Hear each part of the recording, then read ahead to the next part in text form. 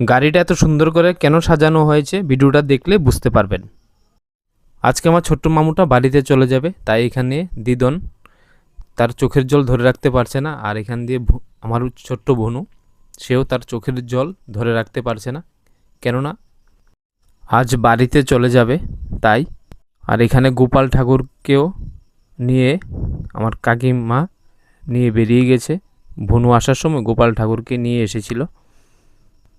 আর মা বাপকে ছেড়ে বাড়িতে যাওয়ার দুঃখটা মা বাপ ও মেয়ে তারাই বুঝতে পারবে এটা যে কতটা দুঃখজনক।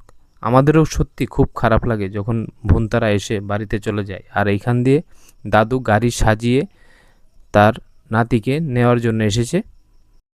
আজকে আমার বোনও যাওয়ার পর আমাদের বাড়িটা পুরো খালি খালি লাগবে।